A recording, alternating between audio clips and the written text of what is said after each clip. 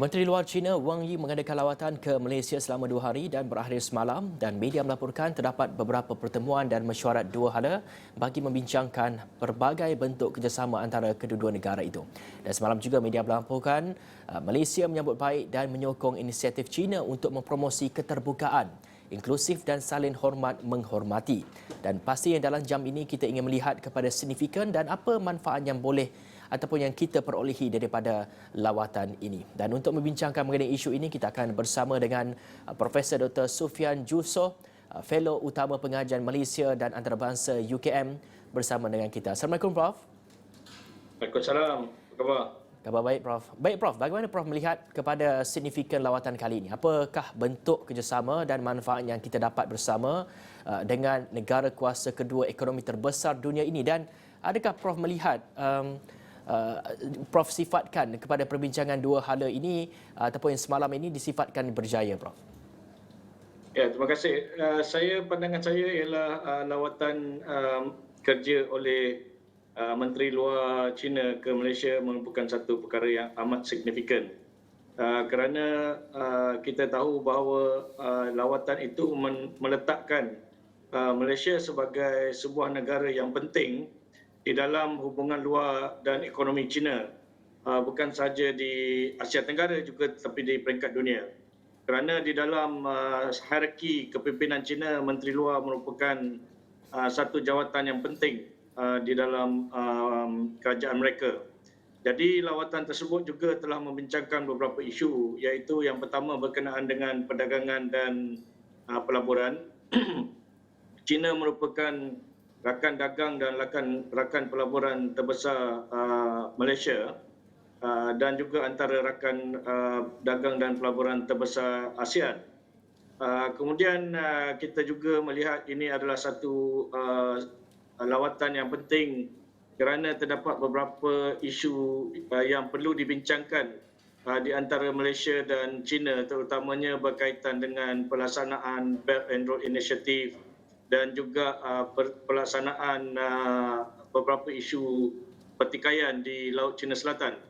Dan kita lihat bahawa kerajaan China selama ini mengambil langkah iaitu membincangkan pertikaian di Laut Cina Selatan ini secara bilateral ataupun secara dua hala di antara negara-negara yang membuat tuntutan berlapis di sana.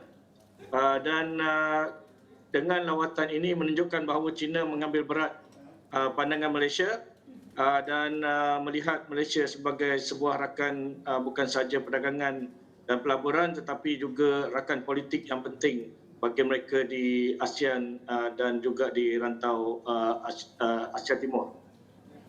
Baik Prof, bagaimana pula dengan pelaburan, perdagangan serta perkongsian kepakaran dalam teknologi?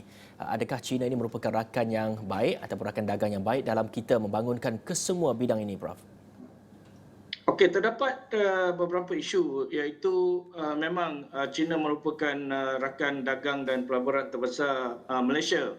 Tetapi kita perlu lihat bahawa beberapa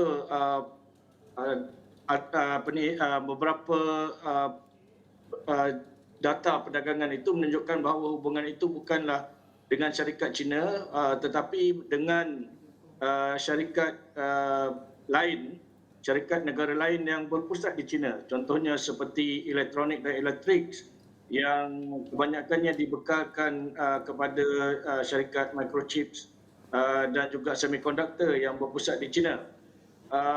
Dan kita lihat ada beberapa isu, iaitu berkenaan dengan semasa COVID-19 ini, bila China ditutup, kita menghadapi masalah berkenaan dengan value chain ataupun supply chain di antara kedua-dua negara. Jadi memang kita perlu melihat China sebagai rakan dagang dan pelaburan yang penting, tetapi bila terdapat dasar-dasar tertentu yang boleh memberikan kesan kepada perdagangan antarabangsa Malaysia dan juga pelaburan antarabangsa kita, maka kita perlu membuat diversification ataupun tidak bertumpu kepada satu pihak sahaja.